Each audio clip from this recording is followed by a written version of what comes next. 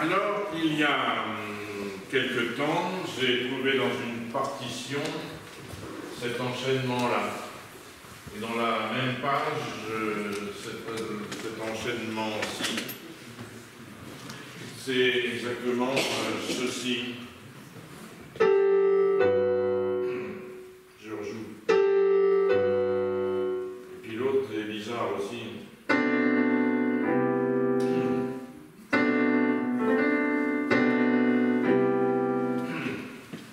Alors je me suis dit qu'il serait agréable de parler de Jean-Sébastien Bach aujourd'hui.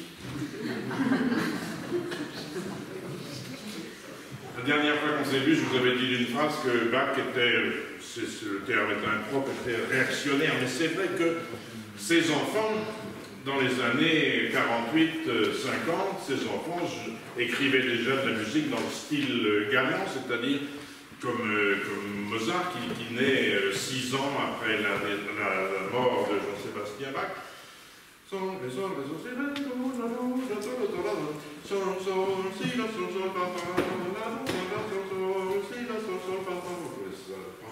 Que jouent les altistes, moi je connais bien ça. Qu'est-ce qu'on joue à l'alto dans cette partition?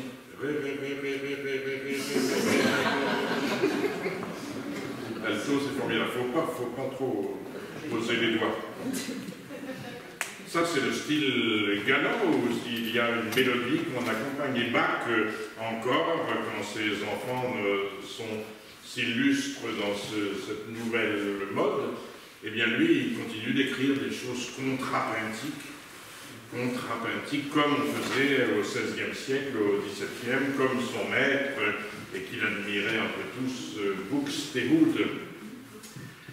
Et puis, Bach, il a quand même tout inventé. On trouve tous les accords de l'harmonie, même moderne, chez Jean-Sébastien Bach.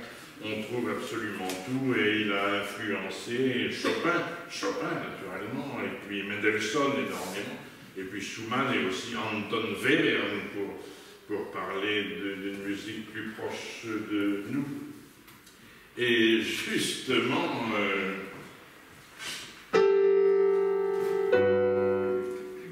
vous l'avez reconnu, c'est de Jean-Sébastien Bach.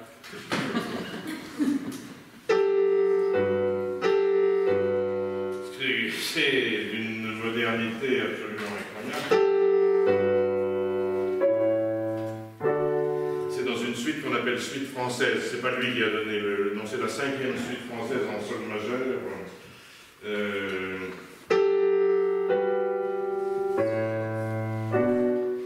Et c'est la même chose avec cet accord-là. Il a absolument tout inventé, cet homme-là.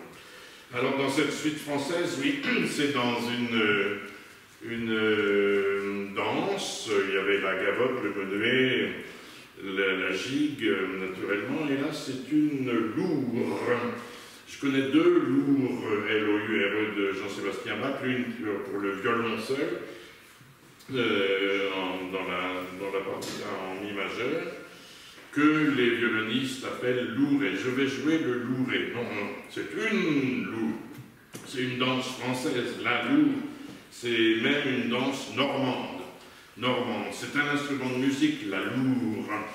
La loure, c'était une sorte de cornemuse. Alors, c'est une danse un peu robuste, à 6/4. Un peu normand. Vous avez déjà vu des normands?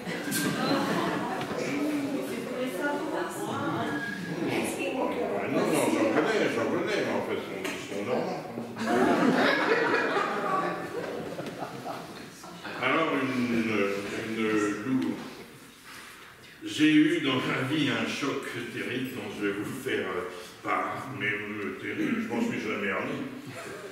C'était Patrick Cohen-Macnin, formidable violoniste, qui m'avait demandé de présenter la Passion selon Saint-Jean à des jeunes gens, élèves du collège Anatole Bailly, c'est rue Jeanne d'Arc. Voilà. Alors, ils étaient tous là, les gamins, ils étaient une petite centaine, il y avait le proviseur, il y avait des professeurs qui les encadraient, puis tout s'est bien passé.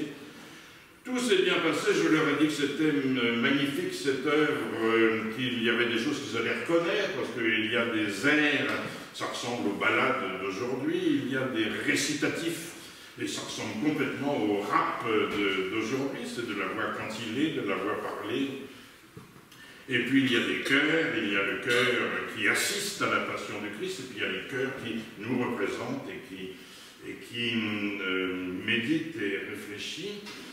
Et tout ça se passait bien avec ces 100 gamins, et que je leur ai dit que c'était une œuvre chrétienne, mais qu'on pouvait très bien y trouver un intérêt sans être chrétien, ce qui était mon cas.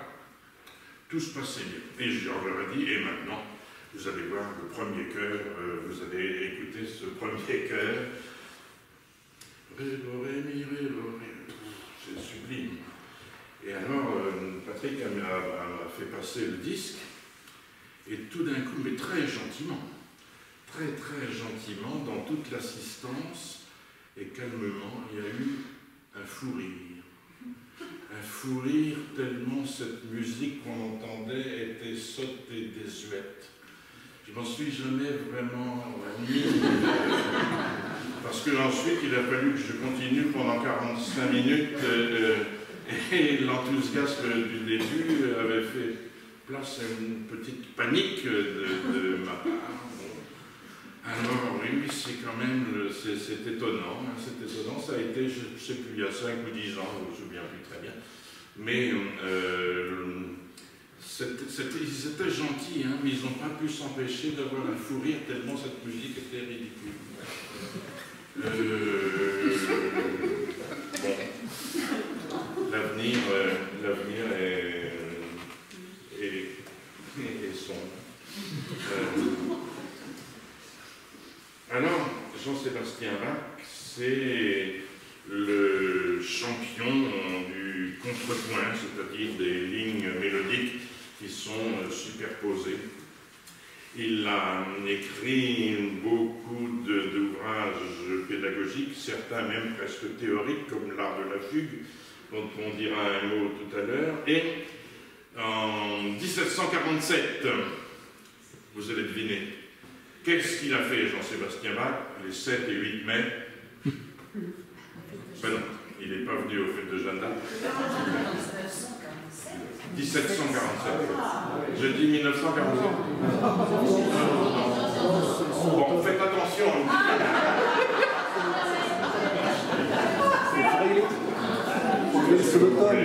1747, 7 et 8 mai. Il n'est pas venu assister aux fêtes de Jeanne d'Arc. Il s'est rendu à l'invitation du roi Frédéric, le grand Frédéric, à Potsdam, près de Berlin, où on l'avait invité. On avait des raisons de l'inviter. Le grand musicien maître de Frédéric II, c'était Quantz, le flûtiste. Et puis le classiniste attitré, c'était Carl Philipp Emanuel Bach, le fils, un des fils de Jean-Sébastien. Alors il a été invité, et donc il est resté 2 journées, et on dit que le roi Frédéric II, Friedrich der Grosse, avait proposé à Jean-Sébastien Bach un thème sur lequel Bach devait improviser. Il n'est pas sûr du tout que ce thème qui est sublime soit de la main de l'idée de Frédéric.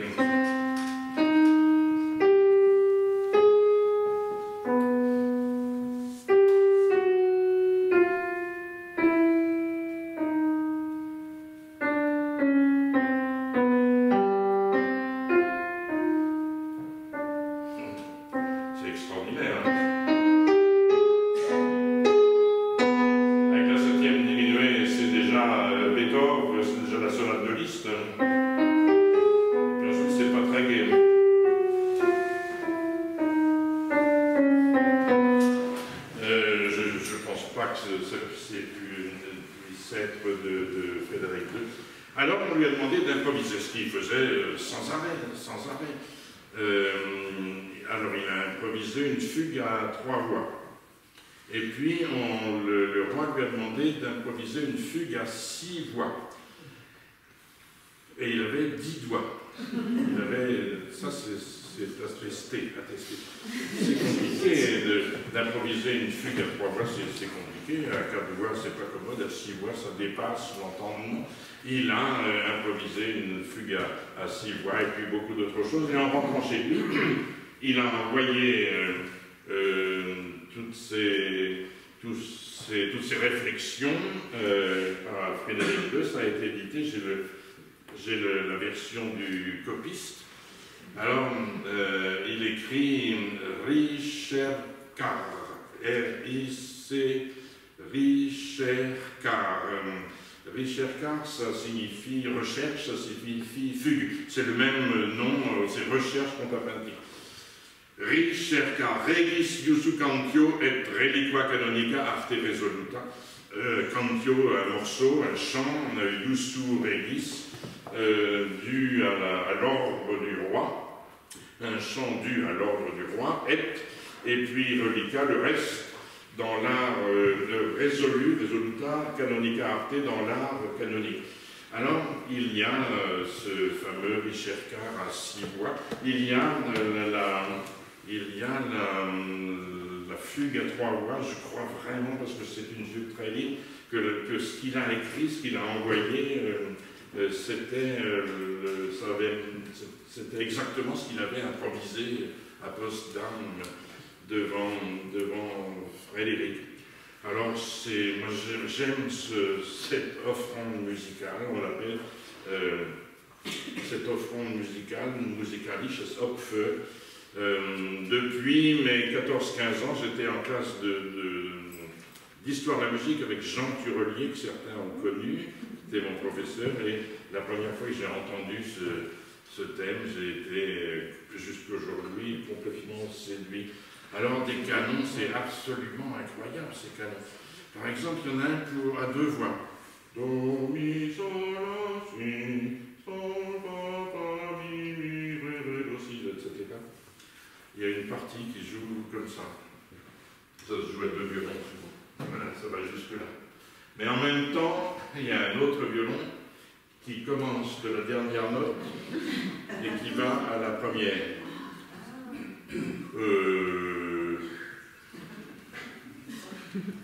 Alors, il y a des canons par augmentation. Il y en a un qui est très difficile. Il a écrit Querendo invenitis, cherchez et vous trouverez. C'était à moitié élégant par rapport au roi. Alors, je pense que vous pouvez, souvenez-vous de ce mot, de ce titre, l'offrande musicale. C'est très facile de trouver sur Internet des enregistrements, des vidéos, et c'est une œuvre extraordinairement sublime. Et il y a une sonate, une grande sonate, il soggetto real, sur le sujet royal, sur le thème royal. Il y a un petit passage de violon que j'adore. C'est pas ça. C'est pas ça. Ça, c'est la traversa, ça, c'est la flûte, ça, c'est le violon. Dans le premier mouvement, donc, sur ce thème do, mi, sol, la, si, il y a le violon qui joue. Do, si, ré, do, si, la, sol, fa, mi, sol, si, do, ré, fa, la, si, do, mi, sol, la, si. Do, mi, sol, la, si, comme ça, dans un petit trait. Il remet. C'est une œuvre, vous regarderez la partition tout à l'heure si vous voulez. C'est une œuvre absolument admirable. Alors on travaillait avant Jean-Sébastien Bach, on travaillait le contrepoint. On travaillait cette écriture. Mozart, petit, il a travaillé le traité de Fuchs, qui est de 1725.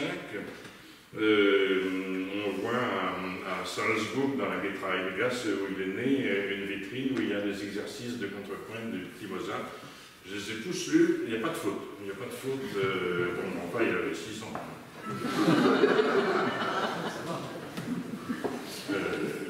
Adrien Joubert, il a 3 ans. Alors, on travaillait beaucoup le contrepoint, puis on a continué de travailler le contrepoint. Beethoven écrit cette grande fugue, vous savez, pour le quatuor. Il écrit la grande fugue dans ses dernières sonates. Schumann aussi, Mendelssohn aussi. naturellement. Et puis de nos jours, on continue d'étudier le contrepoint. Quand on fait des études d'harmonie, d'écriture, comme on dit, on étudie le contrepoint. Moi, j'ai étudié le contrepoint avec passion. Et en 68, bah tiens, les événements, l'événement 68, c'est que ma femme s'est mariée. Bah, moi aussi, d'ailleurs. À peu près en même temps, carrément en même temps. Et en 68, oui, et là, je faisais du contrepoint. Je faisais du contrepoint comme un fou. Et ça se faisait en 2 ans au Conservatoire de Paris, mais j'avais été vite, donc au mois de janvier, j'avais passé l'examen de fin d'année, donc j'ai fait les 2 ans en une. Et je me souviens que j'avais un métier, hein, à 20 ans j'avais un métier, mais je faisais 20 heures de contrepoint par semaine. J'en ai usé des gommes. Hein. Alors le contrepoint, c'est quelque chose de très très intéressant. Et puis quand on a travaillé un peu le contrepoint, on devient assez habile pour toutes sortes d'écritures. Alors j'ai été étudiant en contrepoint, j'ai enseigné le contrepoint, j'ai même fait relier mon traité parce qu'il était très usé. Et c'est un traité de contrepoint, donc de Noël Gallon et Marcel Bitsch, il date de 1964. Alors j'ai connu un tout petit peu Noël Gallon, c'est un grand pédagogue. J'ai connu très très peu Noël Gallon quand nous faisions pour les examens de dictée musicale au Conservatoire de Paris. Nous étions tous réunis dans la salle Berlioz. C'était Noël Gallon qui était au piano et à chaque fois il disait « Je vous donne le La qui sera le même pour toute la journée ». C'est tout ce que j'ai connu de Noël Gallon. En revanche, Marcel Bitsch, je l'ai très bien connu. Toute la fin de sa vie, nous avons beaucoup parlé, nous avons beaucoup travaillé ensemble. C'était un homme exquis que Marcel Bitsch. Alors, ils ont écrit, et je vais faire appel à mon ami André V, ils ont écrit ce traité, et à la fin, le contrepoint, on donne un cantus firmus, un chant ferme, en rond, par exemple, ce que nous allons jouer, c'est ça.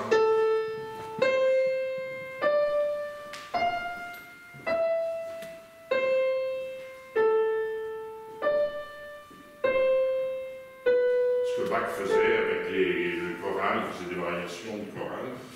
Alors, on peut faire le summum du contrepoint, c'est le grand mélange. C'est-à-dire qu'il y a cette partie en rond, il y en a une autre en blanche, il y en a une autre en noir, une en syncope. Avec des règles terribles, un grand mélange, il fallait 7, 8, 10, des fois 15 heures pour écrire un grand mélange. Ce qu'on va écouter là, c'est un canon. Alors il y a ce cantus fermus que je viens de jouer. Au début, c'est pas mal. Ça, c'est bien. Tout ça, ça va, parce que c'est disjoint. Et toutes les parties doivent être conjointes. Alors, donc, quand la partie opposée est disjointe, les autres sont facilement conjoints. Malheureusement, à la fin, c'est conjoint, ça va devenir plus compliqué. Alors, c'est un canon. C'est un canon à 3 voix qu'on va jouer tous les deux. Moi, je joue le cantus firmus. Et puis, Christophe joue les... Tu veux jouer le canon tout seul, d'abord?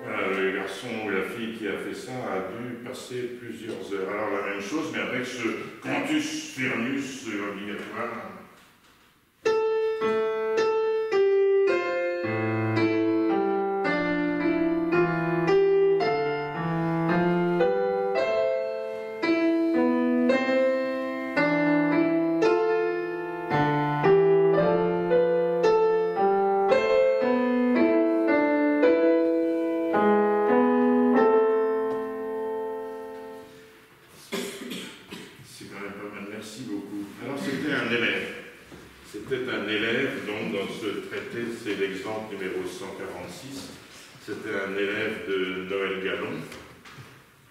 C'était qui? Non, c'était pas moi, non. C'était moi. C'était Michel Legrand. Donc vous connaissez le nom. Michel Legrand a fait des études musicales très poussées. C'était un grand musicien que Michel Legrand. Alors c'est émouvant de jouer cet exercice très scolaire, hein, mais d'une difficulté extraordinaire. Jean-Sébastien Bach était chrétien, vous savez bien, j'ai parlé de la Passion au Mont-Saint-Jean et toutes ces cantates qu'il a écrites et tous ces chorales variés pour l'or. Et puis il était aussi pédagogue. Il enseignait, il aimait enseigner. Et quelques œuvres que vous connaissez, les inventions à deux voix,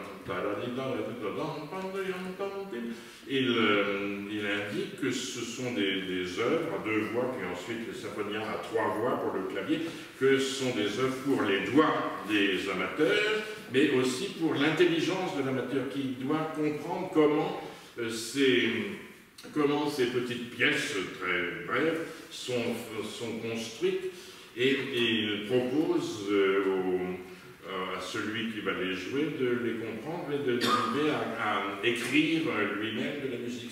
Sans arrêt, il pousse ses élèves à écrire eux-mêmes. Alors, quelquefois, il le dit en texte, c'est vrai pour les inventions. Quelquefois, il ne le dit pas, mais je pense que c'est quand même complètement vrai. Il a écrit 6 suites pour le violoncelle. Seule la première est très célèbre.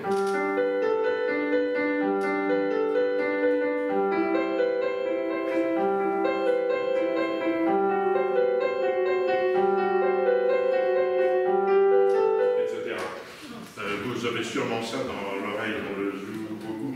Tortelier, Paul Tortelier, un immense violoncelliste, disait que c'était le ruisseau. Bach en allemand, ça signifie le ruisseau, que c'était un ruisseau qui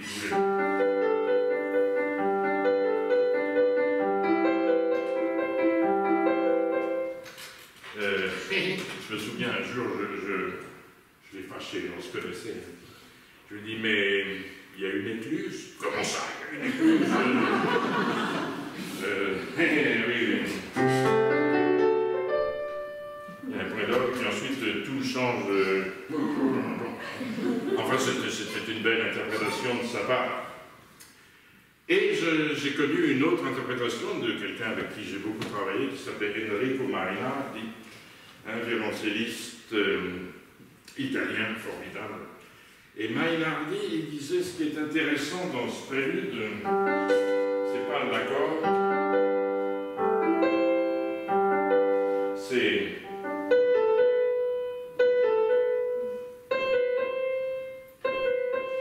cette, on appelle ça une broderie. Mais j'ai été convaincu, il y a longtemps de ça, parce que quand on regarde les autres pièces de cette première suite pour le violoncelle, la seconde c'est une allemande. Si, si, la, sol, fa, sol, ré, mi, fa, sol, la, si, do, ré, si, sol, fa, sol, mi, ré, do, si, do, ré, mi, fa, sol, la, si, do, la, sol, fa, sol, mi, fa, sol, la, ré, fa, sol, la, si, do, la, si, do, sol, ré, ré, si, si, sol, sol, si, do, si, la, sol, la, si, do, la, sol, fa, sol, la, ré, do, si, la, sol, fa, sol. Cette ti-la-dim, on la retrouve dans la courante. Sol, sol, ré, sol, si, do, ré, do, si, la, si, ré, sol, sol, la, si, sol, mi, do, do, la, si, do, si, la, sol, fa, ré, ré, ré, mi, fa, sol, la, si, do, si, do, si, la, si, la, si, c'est évident. La sarabande, c'est...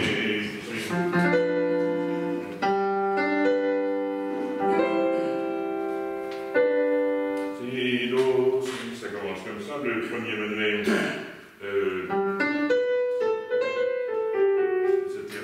Le second menuet, je vais en parler un peu en détail. Donc, c'est une suite pour le violoncelle, pour les doigts du violoncelliste, pour le plaisir du violoncelliste et de l'auditeur. C'est aussi une sorte de traité, de composition pratique, avec simplement 2 notes. On arrive à voilà ce qu'il nous enseigne. Et à la fin, il y a une gigue. Il aurait dû écrire Ré, Sol, Mi, Ré, Mi, Ré, Do, Ré, Ti, La, Ri, Ti, La, La. Mais au lieu d'avoir Mi, Ré, Mi, il fait Ré, Mi, Mi. Il mélange les notes, ce qu'il fait très souvent. Ré, Sol, Ré, Mi, Mi, Do, Ré, Ré, Sol, Ré, Si, Sol, etc. Le second menuet est très, très joli.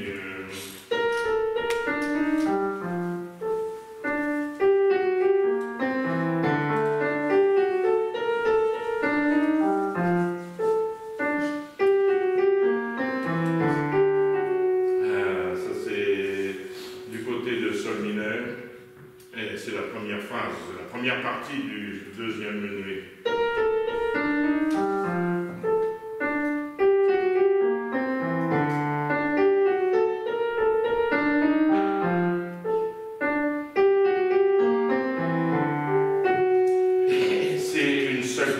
C'est un seul violoncelle qui joue.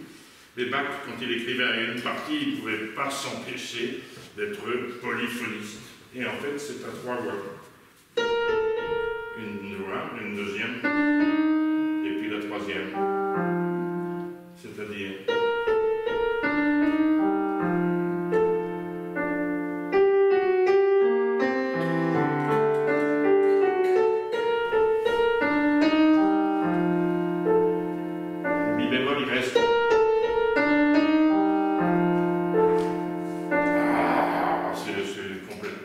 extraordinaire. Et la basse, c'est Sol, Fa, Mi bécard. Il est en train de dire à celui qui s'intéresse, tu peux écrire dans le style ancien, hein, ça c'est dans le mode d'Orient, dans le mode de Ré. C'est le mode de Ré sur Sol. Ça ressemble un peu au mode mineur, mais ça n'est pas. La basse, c'est ça.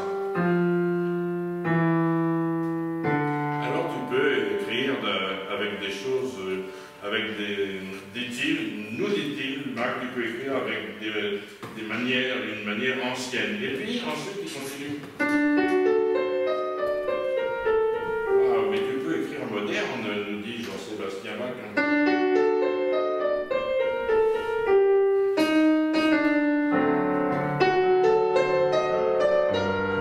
C'est petite fleur, hein, c'est Bach et Sidney Bechet. Alors, c'est l'accord de nonième de dominante. Tu pouvais tout à l'heure écrire dans le mode dorien ancien, et puis tu peux aussi faire du moderne. Et pire que ça. Ça, c'est un accord de Debussy, hein, c'est l'accord de nonième majeur.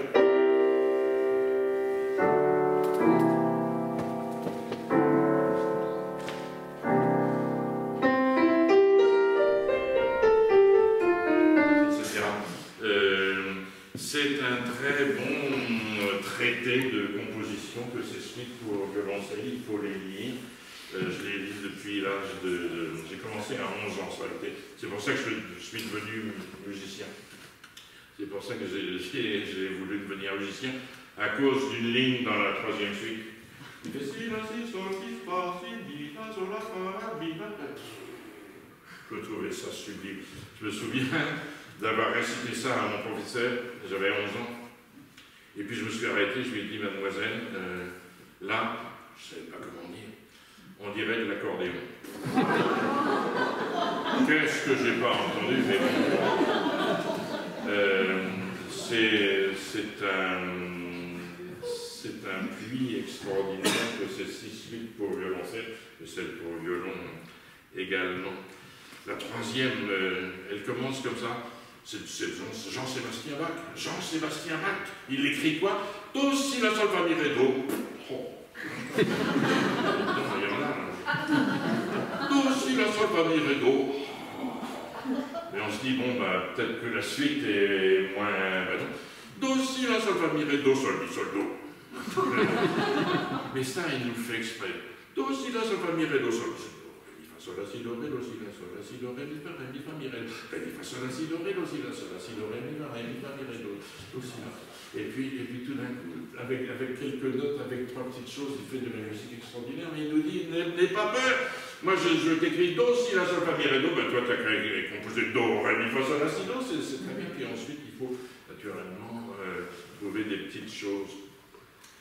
Alors, il y a quelqu'un qui connaît tout sur l'œuvre et sur la vie de Jean-Sébastien Bach. Vous connaissez cet homme-là, il s'appelle Gilles Cantagrel. Et vous avez peut-être lu ses livres, vous avez bien raison. On se connaît depuis longtemps. Mais l'an passé, nous travaillions tous les deux, justement, sur ces suites pour violoncelle de Jean-Sébastien Bach. C'était dans une belle université qui s'appelle l'Université catholique de Louvain. Une université qui a presque 500 ans. Et alors nous avons travaillé de concert avec d'autres, et puis nous avons souvent déjeuné ou dîné ensemble, et nous nous sommes aperçus, il est plus âgé que moi, Gilles Cantagrel, il a un peu plus de 80 ans, moi j'ai un peu moins de 80 ans. Mais nous nous sommes aperçus que nous avions eu le même choc dans notre vie en ayant un professeur extraordinaire. Nous avons eu le même professeur qui s'appelait Marcel Beaufils. Très bon livre. Oui, vous êtes là, vous n'avez pas encore entendu. Marcel Beaufils, beau livre, musique du son, musique du verbe, comment l'Allemagne est devenue musicienne, c'était un professeur extraordinaire. Si je puis prendre la parole aujourd'hui devant vous, c'est grâce à Maynard, que j'ai cité tout à l'heure, mais aussi à Marcel Beaufils. Et Cantagrel aimait tellement Beaufils qu'il lui avait demandé de témoin à son mariage. Alors, on a sympathisé encore plus. Et article 1, je vous l'ai dit, article 1, Gilles Cantagrel a toujours raison. Ça, il connaît absolument tout. Mais je ne suis pas d'accord avec lui sur un point, sur l'art de la fugue. Il y a une fugue extraordinaire avec 3 sujets. Le 3e sujet, c'est Si, La, Do, Si. En allemand, c'est B, A, C, H. B, A, C, H. Alors, il y a ce 3e sujet extraordinaire. Et cette grandiose fugue à 3 sujets, elle se termine tout d'un coup. Et puis, on ne connaît pas la suite. Et Cantagrel précise que, d'après lui, cette fin existe, mais qu'on n'a pas retrouvé là où les dernières pages. Ça n'est pas l'avis de Carl Philipp et Manuel Bach, parce que sur cette partition qui se termine dans le vide, Carl Philipp, il a écrit ceci. Über diese Fuge wurde der Name Bach im Kontrasubjekt angebracht worden, ist der Verfasser gestorben. Dans cette fugue, où le nom Bach est utilisé comme contre-sujet, ist der Verfasser, l'auteur, est mort, dit. Et Cantagrel dit non, il avait terminé ça. Alors, je vous l'ai dit, Cantagrel a raison. Moi, je pense le contraire. Donc, j'ai tort. Mais, quand j'ai tort, j'aime bien quand même avoir raison. Parlez-en à Bachar. Ça se termine, cet immense sucre.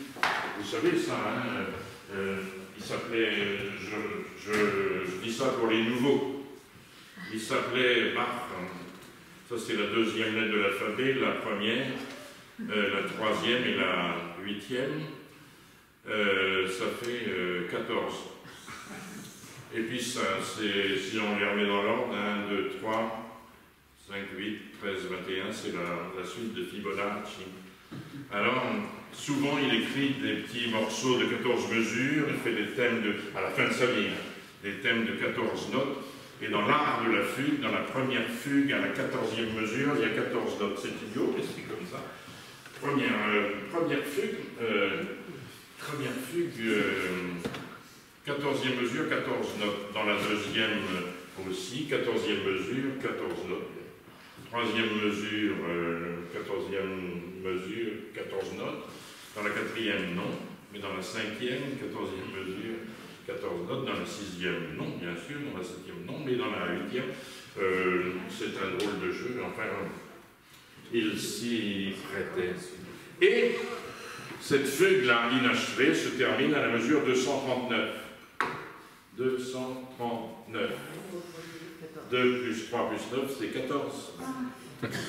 Et alors, ça c'est la mesure 239. Et bien avant, certains avaient compris, c'est la mesure 238. Et là, il y a 10 notes. Je vais les écrire comme ça. Il y a 10 notes. Et là, il y en a 14. Et 239, 9 plus 3 plus 2, c'est 14. Moi, je vois une signature. 14, c'est donc Jean-Sébastien Bach. Et puis 10 c'est l'accomplissement. Vous savez, c'est 1 plus 2 plus 3 plus 4. Dans les tympans romans, vous voyez les apôtres qui croisent les jambes. C'est pas parce qu'ils se tiennent mal, c'est parce qu'ils sont sur des sièges curules avec les pieds en X, parce qu'ils sont l'accomplissement de la prophétie. C'est le nombre 10 qu'ils représentent soit avec leurs pieds, soit avec leur fauteuil. Alors, c'est donc Pantagruel qui a raison, il n'y a pas de doute, mais moi je me dis que peut-être il y avait un signe, Jean-Sébastien Bach, voilà l'accomplissement. Et c'est à vous parce que sans cesse il est pédagogue, il est professeur, c'est à vous, jeunes gens, de terminer cette grande fugue extraordinaire. Alors,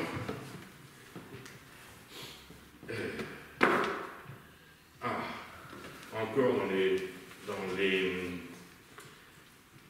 les suites pour violoncelle, une sarabande absolument sublime, en ut mineur.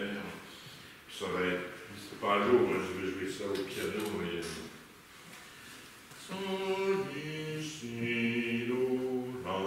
C'est une musique extraordinaire. Hein.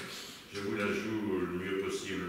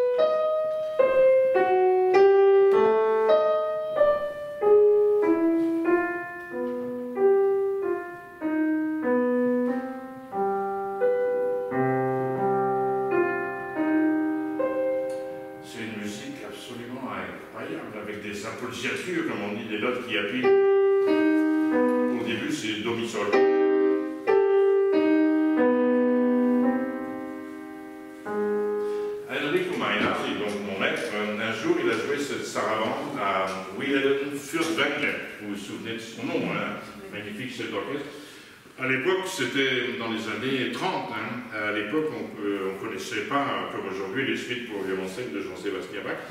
Et Furtwängler a été étonné et il lui a dit, mais de qui est-ce? Est-ce que ça ne serait pas de Max Reger, qui est un compositeur du début du XXe siècle, de la fin du XIXe? Est-ce que ce ne serait pas de Max Reger, tellement cette musique est moderne? Alors pourquoi est-ce que je vous parle de ça?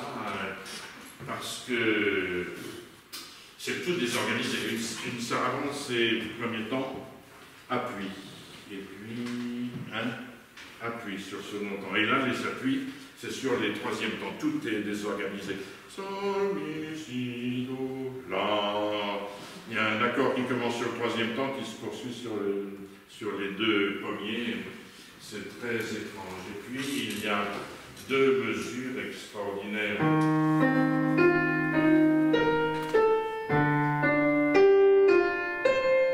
Il y a un élan là.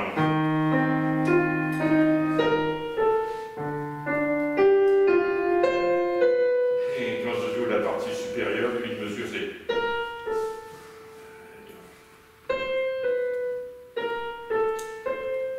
B, A, C, H, probablement. Et c'est d'ailleurs à la 14e mesure, naturellement.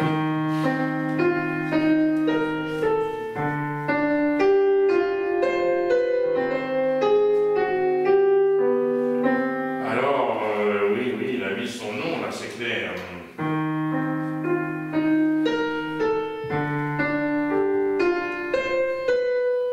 Et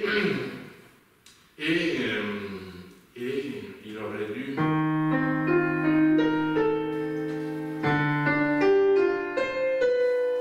jouer un mi bémol.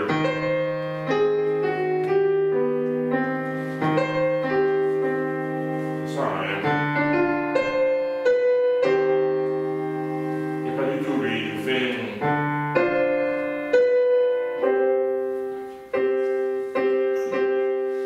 un accord complètement creux.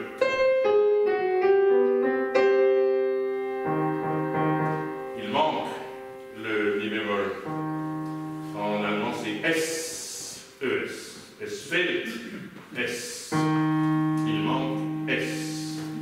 Et en allemand, S, ça signifie mi bémol, mais ça signifie aussi ça. Il y a un livre extraordinaire de Georg Grodeck dont je vous parlerai un jour, qui s'intitule Das Buch von S, le livre du ça. C'est l'inventeur de la psychanalyse en même temps que Freud, mais c'est plus gai. Hein, et il manque S, il manque mi bémol, il manque ça, et puis S, ça peut être il ou elle. Il manque quelque chose, et ça c'est de l'époque de Köthen, quand il est employé du prince de Köthen.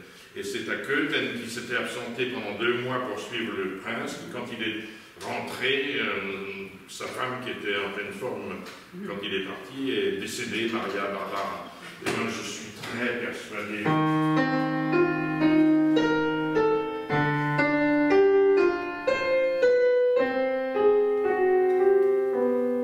qu'il a écrit ça dans ces circonstances. En tout cas, ce grand élan-là qui signifie B, A, C, H, c'est moi, Bach à la 14e mesure avec ce vide.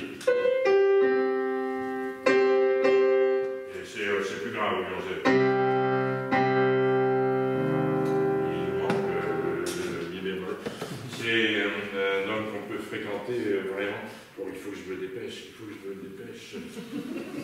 Je voulais vous parler de la Passacaille en ut mineur, do, sol, mi, fa, sol. Il y a un enregistrement formidable, et les baroqueux vont hurler, de Stokowski. Stokowski, c'est le chef d'orchestre à la fin de, comment ça s'appelle, de Walt Disney Fantasia. Le gars qui a fait, c'est Stokowski. Nous sommes au moins 2 dans cette salle à avoir joué sous la direction de Stokowski. Il avait 90 ans, mais c'était quelque chose. Et il fait des orchestrations absolument délirantes. Moi, j'adore ça. Passacaille, oui, en ut mineur, vous connaissez ça. Alors, Passacaille ou chaconne, on ne sait pas très bien faire la différence. Une Passacaille, c'est une basse, un thème sur lequel on va écrire des variations, et une chaconne, c'est exactement la même chose. Peut-être que la chaconne a un thème souvent de simplement 4 mesures, alors que c'est beaucoup plus pour la Passacaille. Passacaille, on sait de ce que ça signifie, ça vient d'Amérique latine, à l'époque espagnole, et passacalle, ça veut dire passer dans la rue. On avait une petite basse, et puis les musiciens improvisaient sur cette basse. Alors on est d'abord sous la fenêtre du maire, et puis la fenêtre de Madame Intel, et puis la fenêtre de ceci. on improvisait en passant dans la rue Passarcale. À Chacon, on ne sait pas du tout d'où ça vient. J'ai lu il y a quelque temps un article qui disait que c'était basque. Bon, pourquoi pas, hein, c'est un beau pays. Et puis quelqu'un d'autre qui disait que ça vient de Tchak. Je ne sais pas du tout. Bon. Tout ça pour vous dire que les musiciens ne savent même pas eux-mêmes. Couperin, dans sa première suite pour viol, il écrit Passacaille ou Chacon. L'autre, Louis Couperin, l'autre, il écrit dans une pièce pour clavecin Chacon ou Passacaille. Alors, un jour, on m'avait engagé à Metz pour un colloque de baroque. Au grand niveau, hein, c'était toute l'Europe. Il y avait Gustave Ayola, par exemple, et d'autres. Et on m'avait engagé, moi j'étais potiche. Ou pom-pom girl, enfin. C'était mon rôle, voilà. Parce que ces baroqueux éminents dans la grande salle faisaient des conférences, et moi j'étais sur scène aussi, et de temps en temps, je posais une question où j'ajoutais mon grain de sel. Et il y a eu une communication sur Chacon ou Passacaille. C'était sérieux, très sérieux. Alors j'aurais dit, ben, dites-moi, est-ce que c'est un thème de Chacon ou de Passacaille?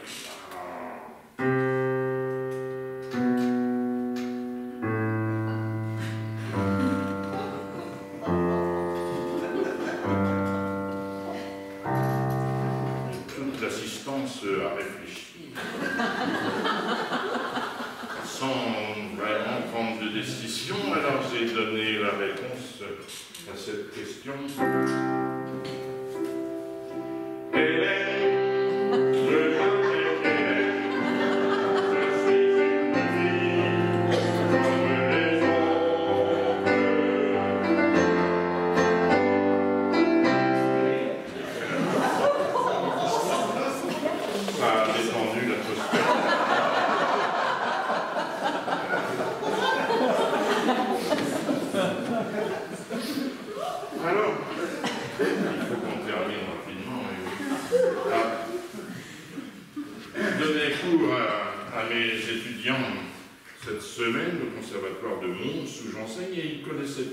Le nom de ces jolies choses du XVIIIe siècle, ils connaissaient le mot gruppetto, ça c'est italien, gruppetto.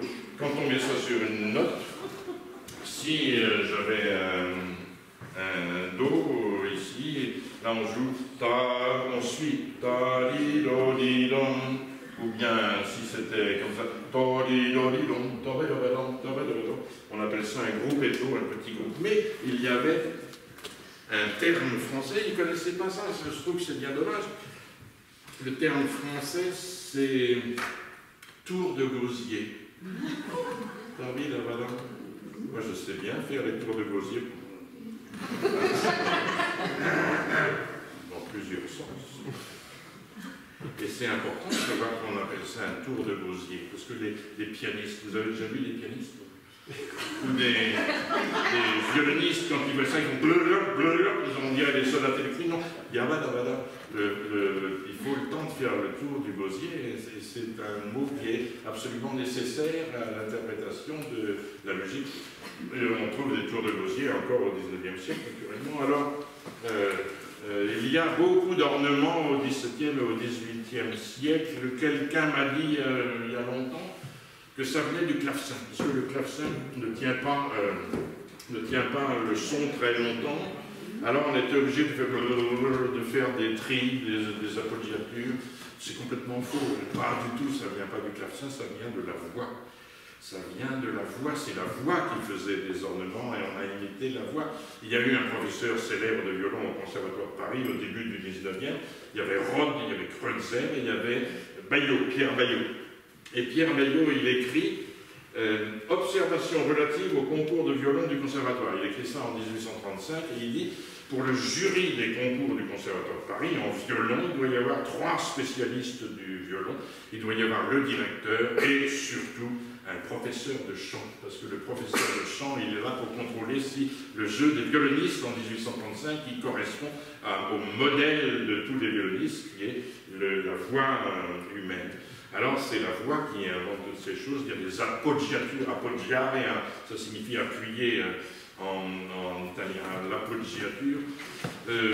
Respiro, tiro, ou bien tiro, au lieu de chanter to, tiro, tiro. On les ajoutait, on les écrivait pas forcément. Le port de voix, c'est une sorte d'appoggiature. Mon morceau commence par mi, la, et bien je pouvais faire mi, la. Mi, la, mais on prononçait en solfiant mi, la, ça c'est un port de voix. Le coulé, quand on avait une tierce, ré, lo, si, do, la, on jouait jamais do, la, une tierce comme ça, ré, lo, si, do, on ajoutait une note entre le do et le la. Donc, do, qu'est-ce qu'il y a entre le do et le la? Si, très bien, il y en a qui suivent. Ré, lo, si, do, si, la. Alors, ré, lo, si, do, la, et c'était écrit, on ajoutait un si, mais il ne fallait pas l'écrire d'une façon, de le jouer d'une façon rythmique. Ré, lo, si, do, si, la, ou bien ré, lo, si, do, si, la. C'était ré, lo, si, do, si, la. Les choses échappaient à la sublime machine à coudre, comme Colette appelait la musique de Bach. Le vibrato, vous avez déjà vu, le vibrato c'est une petite altération de la hauteur du son. Il y avait 2 vibratos au XVIIIe siècle. Il y avait le vibrato de la main gauche et puis le vibrato de la main droite. Je vous en parlerai plus en détail parce que ça va être clair d'arrêter. Et puis, je voulais vous parler de Bertin Cantin, mais je n'ai pas le temps. Je vais vous parler simplement si je puis dire, de ce thème de fugue absolument sublime de Jean-Sébastien Bach. Oui, Bertin, un mot sur Bertin Cantin. Et puis, Bertin Cantin, Bertin c'est son prénom, et Cantin c'est son l'aîné. C'était l'aîné, il faisait partie des 24 violons du roi. Il a écrit, là j'avais une sonate, je n'ai pas tellement le temps de vous dire ça. Dans toute la musique à 3 temps, au XVIIe et au XVIIIe siècle, on écrit à partir de 1725 de la musique avec des ensembles de 4 mesures qu'on appelle des carrés. 1, 2, 3, 4, et puis 1, 2, 3, 4. Et bien cette première sonate de Quentin Bertin, il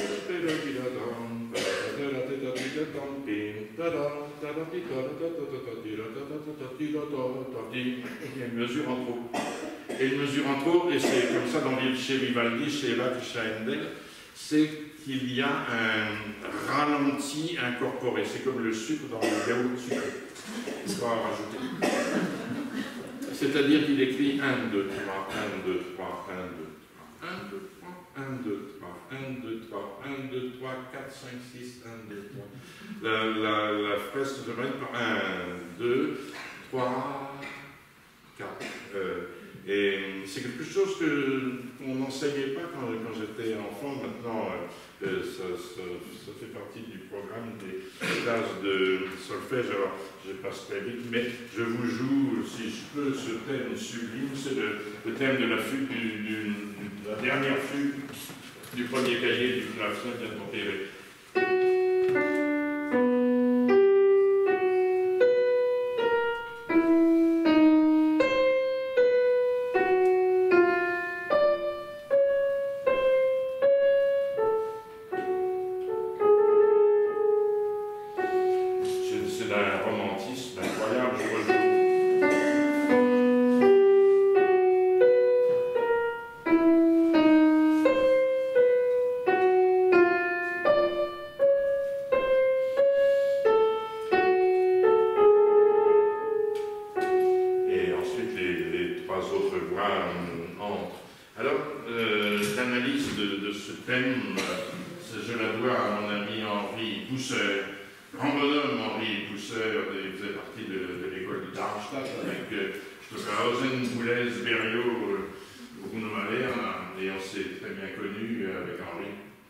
jusqu'à sa mort.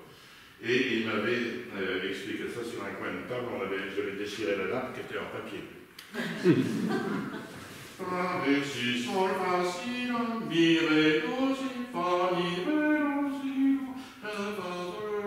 C'est en si mineur. Donc en si mineur, il y a une note qui domine en si mineur, c'est la dominante, c'est-à-dire la cinquième note. Si, do, ré, mi, fa dièse.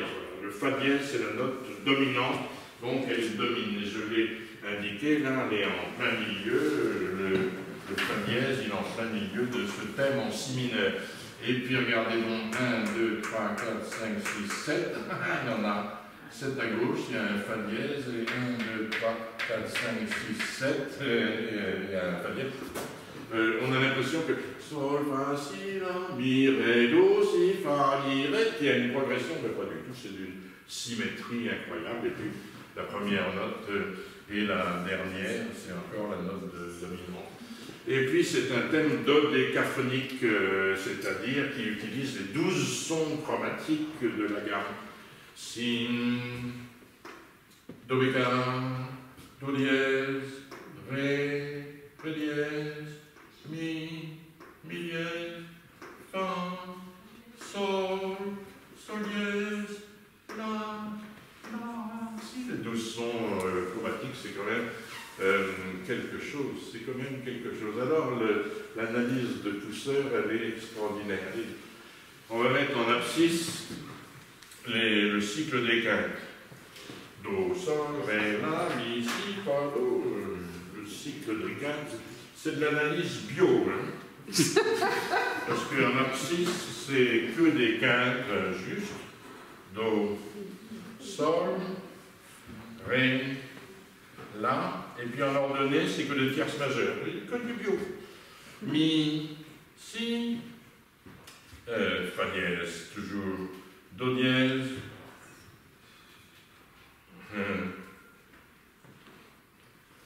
sol dièse, ré dièse, la dièse, mi dièse, si dièse.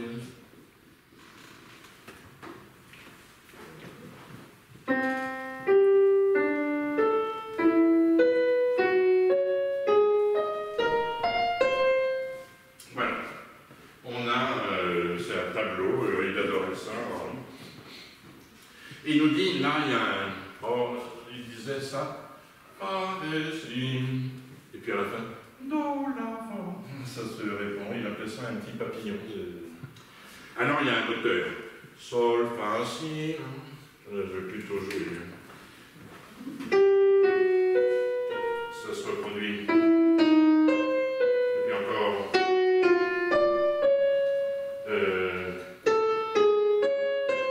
Et puis là, comme tout à l'heure dans la gigue, si, do, la, sol, do, si, il intervertit les notes. Alors voyons voir ce moteur,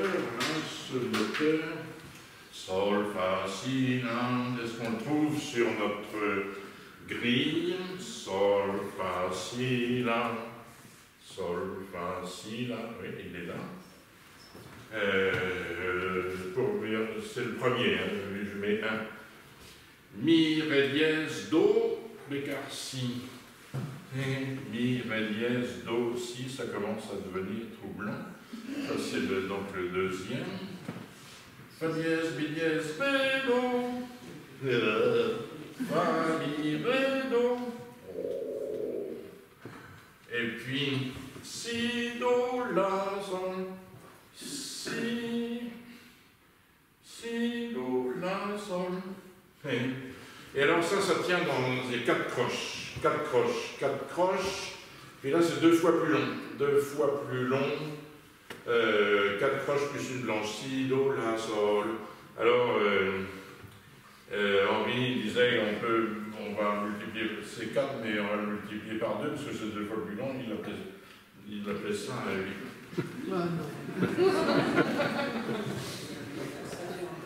Voilà. Alors,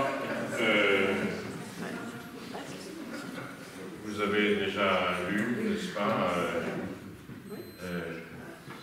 est-ce que la composition chez Jean-Sébastien Bach, c'est à peu près la même que Baudelaire dans les Fleurs du Mal. Vous savez, lisez les analyses de Jacobson.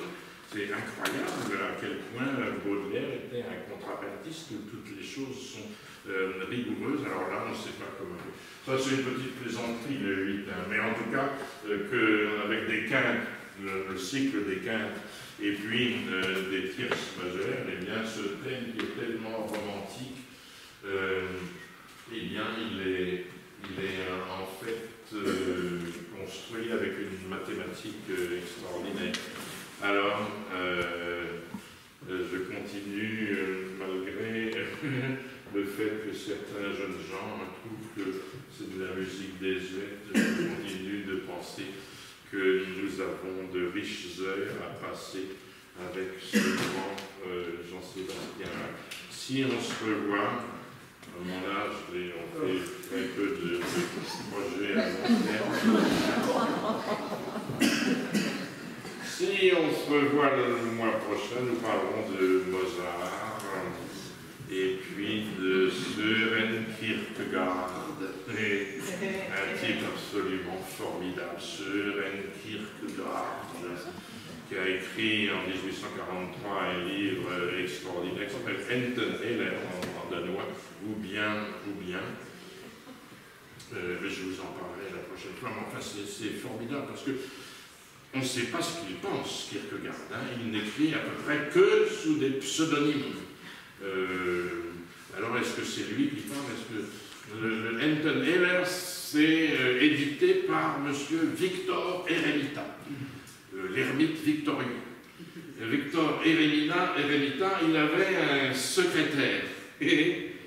Il avait un secrétaire avec un tiroir secret, mais il n'arrivait pas à trouver le tiroir secret. Alors, il a pris une hache. Et il a démoli son secrétaire. Voilà comment ça commence. Et puis dans son secrétaire, dans le tiroir secret, il a trouvé les papiers d'un monsieur qu'il appelle A, et puis les papiers d'un monsieur qu'il appelle B. A, c'est l'esthéticien, B, c'est l'éthicien, et ils correspondent. Mais les papiers de A sont extraordinaires. Ils nous parlent de Don Giovanni, de Papageno, et puis du petit chérubin. Et c'est admirable. Je suis amoureux de Mozart comme une jeune fille. Il écrit ce qui est aussi mon cas. On parlera de Mozart. Et puis, la dernière fois, si vous êtes toujours fidèle, on parlera de la misère au XIXe siècle et de la musique comme moyen de faire sortir ce peuple des paysans et des ouvriers de cette misère infâme. Merci beaucoup de votre attention.